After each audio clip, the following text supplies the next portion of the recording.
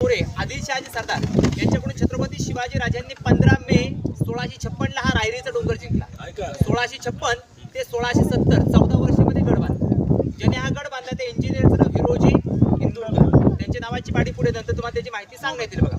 त्यामध्ये गडावरती 350 इमारती बांधल्या त्यांनी, 11 तलाव आणि 84 मोठे पाण्याचे हौद आहेत बघा। त्यातले अशी तलाव 11 आहेत मोठमोठे। यातून एक तलाव आले हत्ती तलाव, हे समोरचं गंगासागर तलाव 32 फूट तलाव खोल आहे, 184 मीटर गोल राऊंड आहे बघा। त्या काळात राजांच्या राज्याभिषेकाला 7 नद्यांचं पाणी आणलं। सर्वांना ऐकून वाचून माहिती आहे 7 नद्यांचं।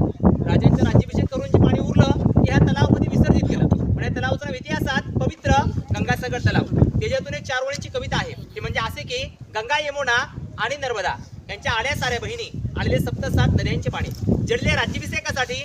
जले हे झाले तीर्थांची घर, नावात यायचे पवित्र गंगासागर बघा। आणि समोर शेवटला कोपऱ्यात भगवा ध्वजाला टोक दिसते का शेवटला बघा, ते रायगडावरचं उत्तरेकडचं शेवटचं टोक टकमक टोक कडेलोट पॉइंट। टोकाची खोली आहे 1250 फूट। टोकावर गेला दरी पाहून टकमकच पाहावं लागतं, चक्कर आल्यासारखं वाटतं म्हणून टकमक टोक। कडेलोट म्हणजे त्या काळात गुन्हेगारांचा पितुरांचा गुन्हा कबूल नाही झाला असे गुन्हेगारांचा हातपाय बांधून पोत्यामध्ये भरून कडेलोट करायचे। हायकोर्ट हाय शिक्षा, कुणाला अपील नव्हती। छत्रपती शिवरायांच्या काळात एकाचाही कडेलोट झालेले नाही आणि संभाजी महाराजांनी कुणाला सोडलेले नाही। तुम्ही सिरियल पाहिले, त्या सिरियल मध्ये पहिल्या कडेलोट माल सावंतांचा टकमक टोका उडतो आणि जेवढी मंत्री गद्दार होते, जेवढे फितुरी होते, तेवढे सगळ्यांना हत्तीच्या पायाखाली दिलं। रायगडावर नाही, सुधागड पालीचं गंध सुधागड आहे। गडाच्या खाली एक औंड्याचा माळ, जसा आता आपण होळीचा माळ पाहिला तसं ते औंड्याचा माळ, तिथे मंत्र्यांना सगळ्यांना हत्तीच्या पाय, जेवढे गद्दार होते तेवढे सगळ्यांना हत्तीच्या पायाखाली दिलं। त्या डोंगर रांगा त्या सह्याद्रीच्या रांगा आहेत, चारही बाजूने सह्याद्रीच्या पर्वत रांगाने रायगडाला वेढले। हा गड मागाशी तुम्ही खालून पाहिला, नुसता डोंगर वाटला, वरती आल्यावरती इमारती, याला म्हणतात गनिमी कावा।